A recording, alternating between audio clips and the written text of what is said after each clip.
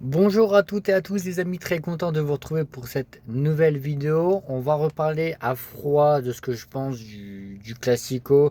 Alors ma vidéo tournée à chaud n'était pas parfaite, c'est clair, il y avait des éléments que j'ai oubliés. Je me suis quand même beaucoup plus concentré sur Kylian parce que je trouvais que le Real avait beaucoup joué sur Kylian sur ce match. Mais on va revenir à peu près sur à peu près tout. L'arbitrage, qui pour moi en fait, quand je dis qu'il n'est pas catastrophique, en fait, il n'a pas eu d'impact. Et encore heureux parce qu'on va revoir les décisions. J'ai été revoir le match. Et justement, on va encore heureux que ça n'a pas eu d'impact sur le score et que le Barça finalement gagne parce que le Barça mérite sa victoire. Je le rappelle, un Barça qui est beaucoup plus cohérent dans sa construction, dans son organisation. Bref, un Barça qui est 10 fois plus cohérent que le Real. Et il mérite de prendre la Liga. Le Real ne mérite pas de prendre la Liga, c'est un fait. Et par où commencer? Ah oui, tout d'abord, je tenais à remercier les gens, les premières personnes qui se sont abonnées. Alors pour vous, ça représente peut-être rien, mais voilà, j'ai tous 13 abonnés. C'est peut-être ridicule pour certains, mais ça représente énormément de choses pour moi parce que ça veut dire que vous avez cliqué sur la vidéo, vous avez peut-être aimé ou pas aimé. Il y a même des gens qui ont laissé des likes et sincèrement, je tiens vraiment à vous remercier. Et ça représente énormément de choses pour moi. Voilà, 13-15 abonnés. Je me suis dit, voilà, il y a des gens qui ont vu la vidéo, qui ont liké et qui se sont abonnés. Donc, sincèrement, merci du fond du cœur. Et on va du coup parler de ce Classico. Alors, j'ai revu les matchs. J'ai revu le match du Classico cette fois-ci. Je reste persuadé que le Real a joué pour Kylian. Parce qu'en en fait, le Real, ils se sont dit, on va balancer les ballons devant. Et c'est un match pour Kylian, tu vois. J'ai entendu beaucoup de youtubeurs dire que Kylian marque un triplé, c'est fantastique, mais c'était un match pour Kylian. Le Barça joue très haut, le Barça laisse énormément d'espace derrière leur dos. C'est un match pour Kylian, et on l'a vu, Kylian marque un triplé. Alors, évidemment qu'au niveau de la finition, Kylian, il est très bon. Les appels de Kylian ont été très bons, sa finition est très bonne, c'est ce que je vous dis depuis le début. La finition de Kylian est très bonne. Il s'est amélioré, même si des fois il n'est pas parfait, mais tu peux pas être parfait en finition. C'est très compliqué, évidemment. Surtout quand tu tapes des courses, des sprints comme ça. Il faut avoir la lucidité de finir. Mais je trouve que Kylian, sans ballon, ou dans son apport défensif, c'est pas assez. C'est pas assez. Et malheureusement, le football moderne, le football qu'on voit actuellement, euh, tu dois avoir 11 personnes défendre, enfin 10 personnes de champ défendre. Si tu défends pas, si tu as un déséquilibre. Et je dis pas que Kian est le problème, parce qu'il y a des gens, ils vont penser, voilà, anti, genre, j'ai vu beaucoup de gens sur Twitter dire, ah mais arrêtez de dire que Kian est le problème. Kian n'est pas le problème du Real, mais il est un des problèmes du Real. Le Real a énormément de problèmes. Ils ont des Lucas Vasquez, Bellingham, son match il est catastrophique. À un moment donné, il peut la passer pour Mbappé, elle est catastrophique la passe qu'il fait pour Mbappé. Mbappé, il fait une simulation, on va en parler aussi de la simulation de Kylian, parce qu'il fait une simulation, Kylian, sur ce match. Évidemment, Ceballos qui a été dégueulasse sur ce match. Modric, il a apporté des choses, même si tu sens que dans l'intensité, Modric, c'est compliqué. Même s'il a quand même fait deux trois percées. Une bonne entrée de Brahim. Arda Güler, j'en ai très peu parlé parce que évidemment, je ne l'ai pas vu du match. Parce que déjà d'une, je pense pas que c'est un match pour lui. Enfin, ça aurait été un match pour lui parce qu'il aurait pu être passeur. Il aurait pu délivrer énormément de passes D pour Mbappé. Mais tu le fous à droite. Et ça, c'est vrai, je suis d'accord. Artagulaire doit être dans l'axe. Il doit pas être à droite. Tu le mets dans l'axe pendant deux trois matchs. Il marque des points contre Etafé. Il marque des points contre le Celta. Et à un match le plus important de ta saison pour la Liga, tu le refous à droite. C'est vrai que c'est incompréhensible de Carlo. Bon, c'est officiel, Carlo s'en va, hein. Il sera le sélectionneur du Brésil. C'est dommage de terminer sur une note de merde comme ça, mais voilà, bref. La défense, évidemment, catastrophique. Lucas Vazquez, j'en parle pas. Bref, le Real, intrinsèquement dans leur effectif, ils sont bien moins forts que le Barça. C'est indéniable. C'est indéniable. Et quand tu vois 2-0, à aucun moment tu te dis que le Real gagne le match. C'est sûr que le Barça pouvait, et on le sait tous, le Barça a déjà fait ça 10 fois, il pouvait y revenir. sont revenus, ils ont marqué le 4e but. Et un Barça que, je répète, que je trouve incroyable cette saison, offensivement, parce que c'est la patte Hansi Flick, voilà, c'est de mettre énormément de buts offensivement, mais je trouve que quand tu n'as pas le ballon, tu subis beaucoup trop. Et c'est l'axe de progression qu'il y a pour le Barça, c'est que tu dois mieux gérer tes scores. Et Hansi Flick, il l'a très bien dit, il l'a dit dans une situation, on doit mieux défendre. Et je suis exactement d'accord. En fait, ton hors-jeu, jouer haut sur le terrain, c'est une très bonne idée. Parce que vu comme tu joues haut sur le terrain, ça te permet que tes défenseurs ne se tapent pas des courses de fou. Tu vois, ou tes milieux ou tes attaquants. Donc, évidemment, moins de courses vers l'avant, enfin, moins de distance, plus de chances de marquer et du coup, plus de buts. Donc, la défense haute du Barça, elle est très bonne. C'est la stratégie qui est mise en place. Mais, je trouve que quand tu dois gérer un score, ce n'est pas la bonne méthode. Et Hansi Flick, il l'a très bien dit, il a dit on doit mieux défendre, on doit être meilleur sans ballon. Et je pense que c'est ce qui a coûté la qualification du Barça contre l'Inter.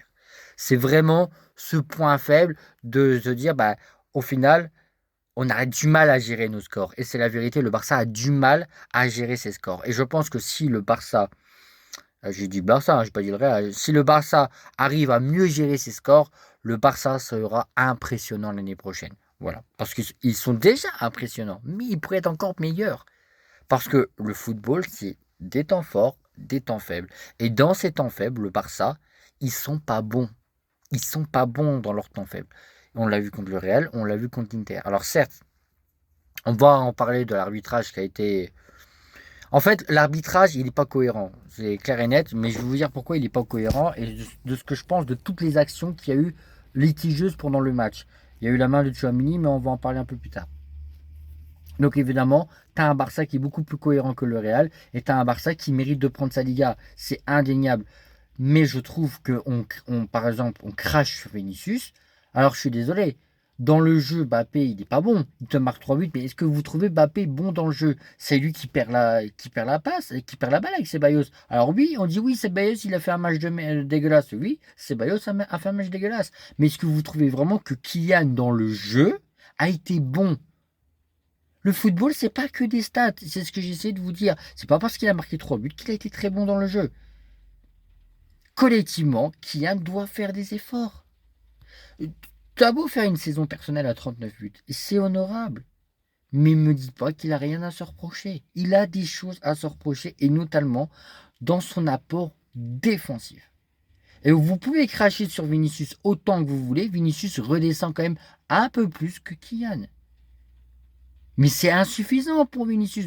Je ne vous dis pas que Vinicius fait un top match, mais je ne comprends pas pourquoi on crache sur Vinicius qui te délivre quand même 2 passes. Parce que les 2 passes que Kylian a, ces 2 passes, c'est 2 caviars de Vinicius. Et personne n'en parle. Tout le monde dit que Vinicius fait un match de merde, fait un match dégueulasse. Mais c'est lui qui te met les 2 passes pour les 2 buts de Kylian.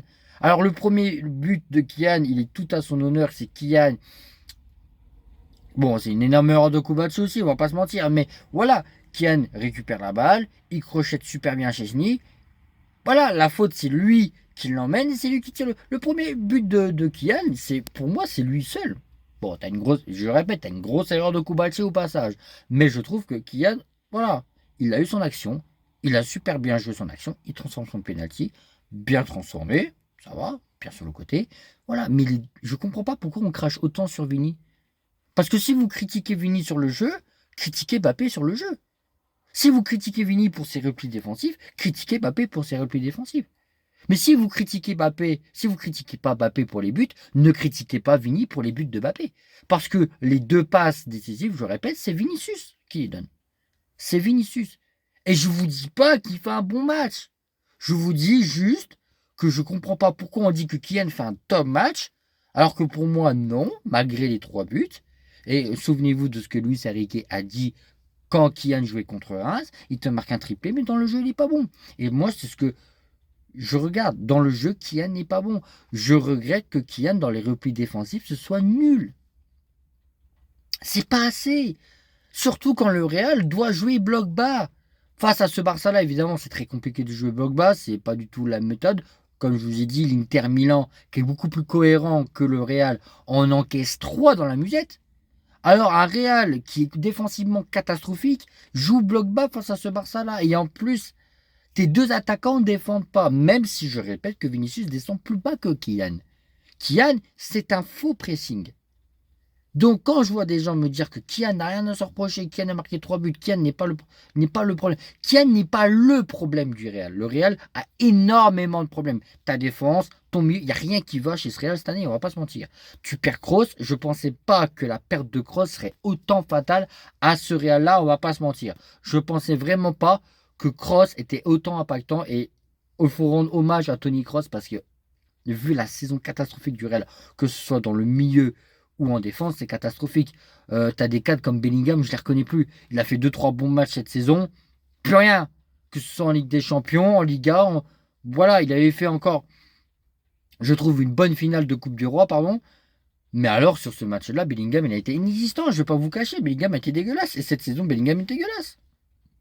Mais pourquoi pourquoi il est dégueulasse? Peut-être parce qu'il doit se taper le sale boulot en défense.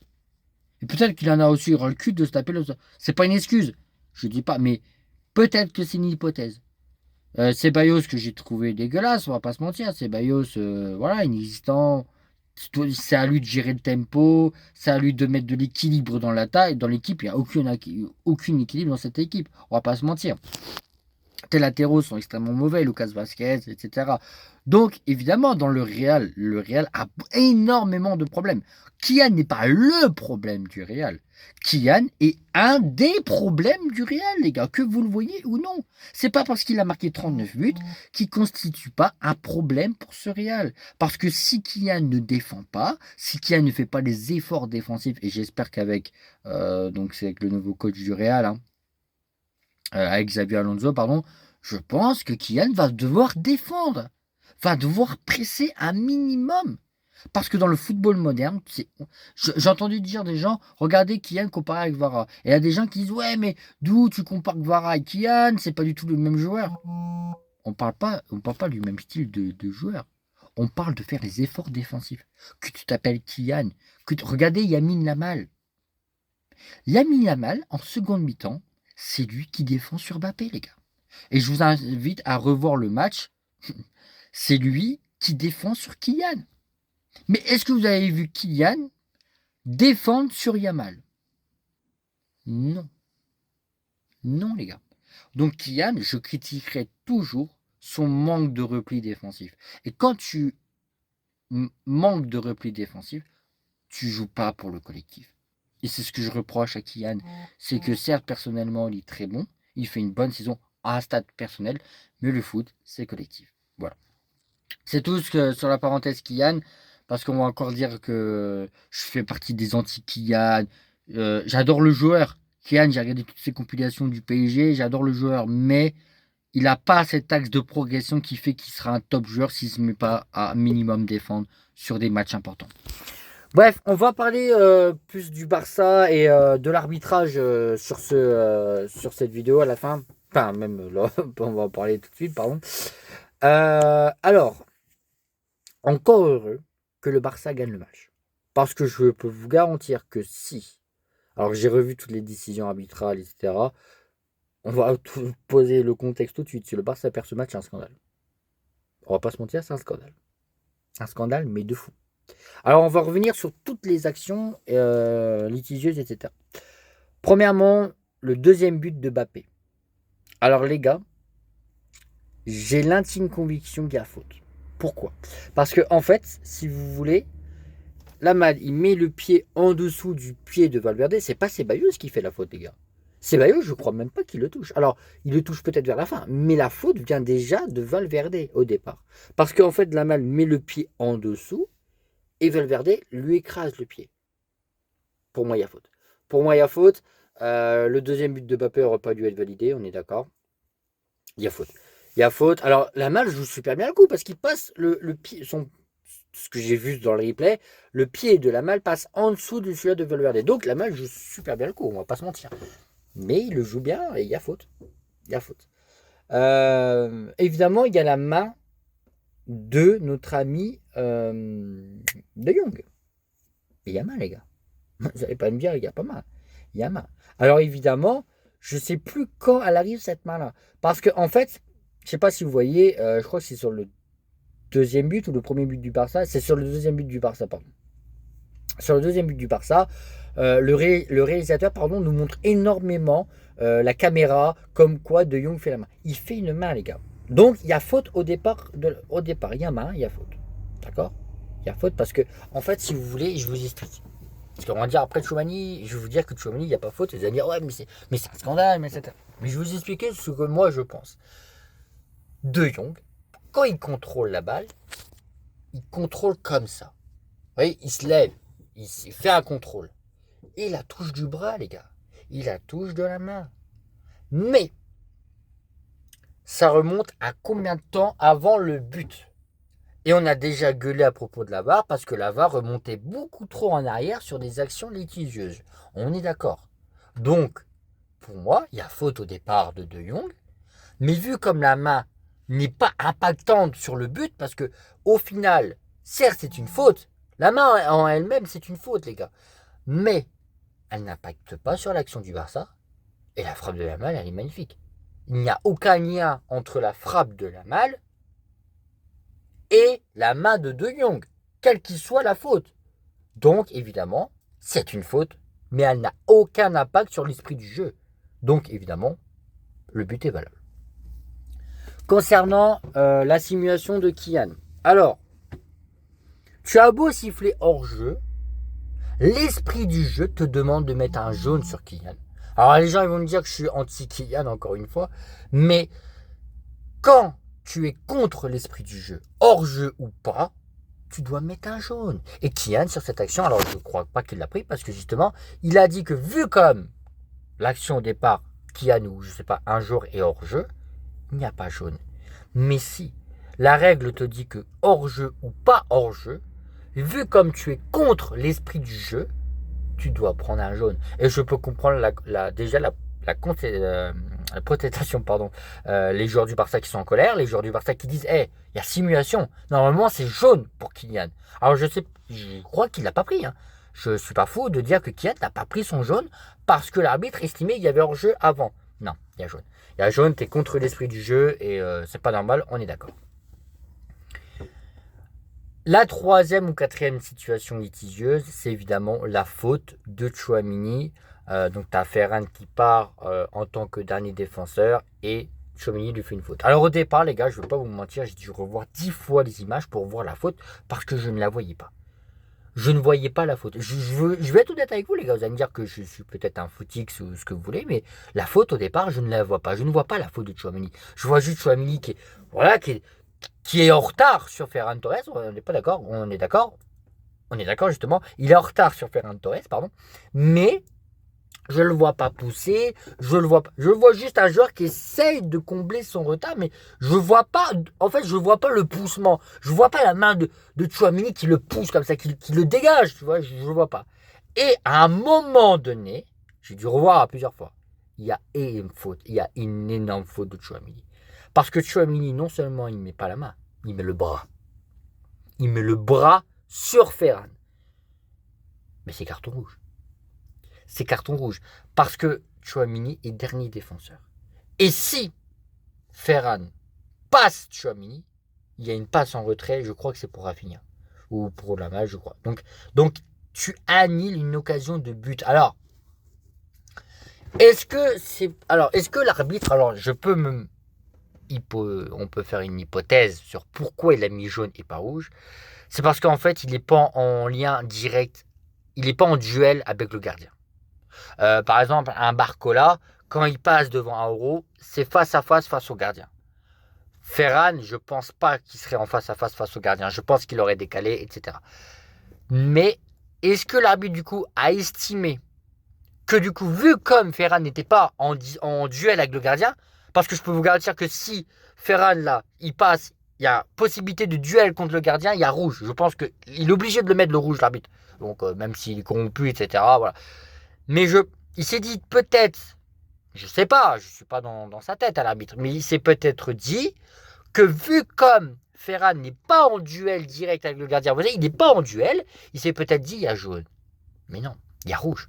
Il y a rouge. Parce que la loi te dit quoi? La loi te dit, c'est une annulation, tu annules une énorme occasion de but. Et c'est une énorme occasion de but. Parce que si Ferran y passe, il y a une passe en retrait. Et le but, il est au cul. Alors peut-être qu'il peut la louper, peut-être qu'il peut pas la louper, qu'il peut la louper. Évidemment. Comme si tu étais en duel face à ton gardien, le gardien peut gagner le duel face à toi. C'est exactement la même chose. Tu annules une énorme occasion du but. Il y a rouge et il y a explosion de Tchouaméni. Mais c'est vrai que la faute, j'ai dû la voir à plusieurs fois. Je l'ai pas vue. Je l'ai pas vue au départ. Je vous cache pas, j'ai regardé 10 fois l'image. Je dis, elle est où la faute? Où est la faute de Tchouaméni? Et c'est vrai qu'à un moment donné, Tchouaméni, il met le bras. Il met le bras sur le dos de Ferran Torres. Bon, t'as Ferran Torres qui rigole, qui dit que c'est n'importe quoi. Donc évidemment, évidemment que ça fait scandale. Évidemment. On va passer au plus gros scandale du match. Et là, je suis pas d'accord avec tout le monde. Enfin, pas tout le monde. Il y a des gens qui sont un peu de mon avis. Mais je suis pas d'accord avec les gens sur la main de Tchouaméni.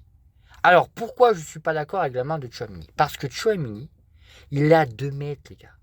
Il est à 2 mètres. Alors, peut-être que la frappe était cadrée. Ce que tu veux. Mais les gars, Tchouaméni, regardez bien la réaction qu'il a. Et la règle, je pense que la loi, elle a changé. Avant, c'était main décollée du corps, penalty 100%. Je pense que maintenant, on n'est plus sur une main naturelle. On est plus sur une main, est-ce que c'est même naturel ou pas? Pas forcément volontaire. Parce que pour moi, volontaire, naturel, c'est pas pareil. Tu peux avoir un geste comme ça qui n'est pas volontaire, mais qui est naturel. Vous voyez ce que je veux dire? Donc, le geste, il n'est pas... les gars, le geste, je peux vous dire que le geste, en fait, Tchouaméni, je crois que c'est Ferran Kitia. Je vais essayer de vous montrer et vous expliquer mon raisonnement. Quand Ferran tire, Tchouaméni, sa main, elle est comme ça. Et il essaye de la passer en arrière.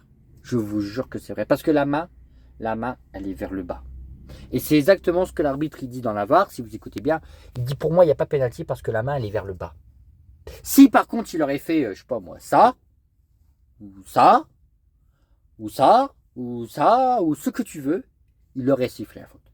Parce que là, tu empêches, c'est vraiment une action volontaire pour moi. À partir du moment où tu mets le bras vers le haut, tu vois ce que je veux dire. Là, c'est vraiment une grosse faute. Mais je trouve que en fait, Tchouaméni, dans son action, dans son geste, il n'y a pas pénalty. Parce qu'en fait, Tchouaméni, on voit que la main, elle est vers le bas et qu'il essaye. Alors oui, bien sûr, la frappe est cadrée. Oui, ça aurait pu faire but. Mais tu peux pas siffler pénalty. Tu peux pas, c'est pour moi, siffler pénalty sur ça. Alors il y a des gens qui, je vois beaucoup de gens qui disent que c'est un scandale, que le pénalty de Tchouaméni, il aurait dit. Pour moi, non. Parce que Tchouaméni, de base, l'attention du joueur est de mettre son bras derrière le dos. Et en fait, comment vous dire ça, que le champ de contre soit plus grand. C'est plus grand d'avoir un champ de contre si t'as un bras là, si t'as un trou là, que si t'as ton bras là. Si t'as ton bras là, le champ pour contrer la balle, on est d'accord, il est plus grand. Et je pense que c'est Tchouaméni qui a voulu le faire. Mais les gars, Ferran, il a 2 mètres de lui. Il lui arme une reprise de volée, les gars. Tchouaméni ne peut pas se couper le bras, les gars. Alors oui, dans le passé, ces pénaltys ont été sifflés. Et on a tous gueulé contre ces pénaltys-là. On a tous dit que c'était pas normal, que c'était des pénaltys qui ne devaient pas être contrés. Regardez Kimpembe. Mais Kimpembe, il y a plus faute. Parce que Kimpembe, il a le bras comme ça. Donc Kimpembe, il est vraiment valable, cette main. Même si on a gueulé à l'époque. Mais Tchouaméni, tu peux pas siffler pénalty sur ça, les gars. Parce que l'attention du joueur est de vraiment, je le répète, de mettre le... Tu vois que la main, elle essaie d'être derrière le dos. Tu vois qu'il essaye. Mais ça va trop vite, les gars. Il peut pas prendre une sécateuse et se couper le bras, les gars. C'est pas possible. Mais, et là, on va venir pour moi pas le plus grand scandale, mais la plus grosse incohérence. Tu ne siffles pas de Tchouaméni, je suis d'accord avec toi, mais tu siffles main de Fermin. Ça, les gars, c'est la plus grosse incohérence pour moi dans ce match. Parce que si tu siffles pas main de Tchouaméni, tu peux pas siffler fin de Fermin. Tu peux pas siffler main de Fermin. Parce que la main de Fermin, et c'est pas Fermin qui prend la main et qui se dit je contrôle la main, non. C'est le ballon qui arrive. C'est le ballon qui arrive sur la main de Fermin. Ah, c'est pas un geste qui est naturel. On est d'accord. Et en aucun cas, cette main influe sur le but. Parce que Fermin, le but c'est quoi? C'est une énorme percée de Fermin et une énorme frappe. Mais c'est pas cette main-là qui influe sur le but. On est d'accord. Donc, je le répète, De Jong avant te fait une main qui n'influe pas sur le but. Tu le valides. Et cette main-là qui n'influe pas également sur le but, parce que je suis désolé, la main de Fermin n'influe pas sur le but qu'il met, qui est magnifique pour le 5-3. Surtout en fin de match, etc. Bref, avec la célébration qu'on a vue, qui était magnifique avec les supporters. Et tu le siffles. Les gens pensent que c'est incohérent par rapport à Chouamini, mais moi je trouve que c'est beaucoup plus incohérent par rapport à De Jong. Qui pour moi est une main pareille en fait. Tout ce que j'ai vu dans les deux actions. C'est pour moi la plus grosse incohérence. Ce but, tu dois le valider. Et je vous garantis que si l'arbitre fait la barre, ce que tu veux, et regarde la main de Fermin, il dit écoutez, moi, je suis cohérent par rapport à mes décisions arbitrales. Je n'ai pas sifflé une main comme ça pour vous. Je ne vais pas la siffler pour le Barça. Et je pense que ce que les supporters du Barça reprochent, et même moi, je pense que c'est le plus gros reproche qu'on peut faire à cet arbitrage, c'est qu'il n'est pas cohérent pour les deux équipes. Et là, on est d'accord. Les décisions qui ont été prises n'ont pas été forcément les mauvaises. Mais elles ont été mauvaises pour une et pas pour l'autre. Comment vous dire ça? Les décisions qu'il a dû prendre, certaines décisions ne sont pas mauvaises, mais dans la globalité de son arbitrage, il n'est pas cohérent. Un peu comme le Real. Ouais. Bref. Donc, voilà ce que je peux dire sur cet arbitrage-là. Évidemment, ça, s'il y a des gens qui regardent jusqu'au bout, merci. Dites-moi dans les commentaires si vous avez vu la fin. Qu'est-ce que vous pensez de la main de Tchouaméni? Est-ce que vous êtes d'accord? Est-ce que vous n'êtes pas d'accord? Quelle situation vous a fait le plus péter un câble? Qu'est-ce que vous pensez également de la saison de votre club, que ce soit du Real, de ce que j'ai dit sur Kylian? Bref, de tout ce qui a été traité dans cette vidéo, n'hésitez pas à parler, à dire si vous n'êtes pas d'accord. Évidemment, c'est bien quand quelqu'un est d'accord avec toi, évidemment, ça fait toujours plaisir. Mais quand quelqu'un n'est pas d'accord, c'est hyper intéressant et je voudrais bien voir justement vos arguments. Évidemment, dans le respect, on peut argumenter dans le football, pas de souci. Si j'entends des mecs qui me disent t'as vu le foot sur Gulli, bon, ok, mon ref, merci, mais on va pas avancer le débat comme ça. Mais si des gens qui sont vraiment passionnés de foot, qui veulent me prouver par A plus B, non, t'as tort parce que moi je pense, et je peux te le prouver parce qu'il y a ça, il n'y a pas de souci, c'est avec grand plaisir, c'est une chaîne de débat et c'est surtout une chaîne de passionnés de foot. Voilà. Merci à tous d'avoir regardé cette vidéo. Encore merci à ceux qui se sont abonnés, évidemment, ça me tient vraiment à cœur. Je le répète, pour des gens 13-14 abonnés, c'est ridicule. Pour moi, ça représente énormément. Donc je tiens encore à remercier les gens qui sont abonnés. Si vous avez regardé cette vidéo jusqu'au bout, peut-être pas beaucoup, mais si vous avez aimé cette vidéo, si vous avez aimé, bref, cette vidéo tout court, pardon, n'hésitez pas à vous abonner, n'hésitez pas à laisser un petit like, voilà, commentaire, vous n'êtes pas obligé, enfin voilà, c'est si vous voulez, mais au moins un abonné et un like, ça me soutient et ça me permet de progresser dans des prochaines vidéos. Voilà, sur ce, bonne journée, bonne soirée si vous regardez cette vidéo de nuit et vive la passion du football. Ciao, bye bye.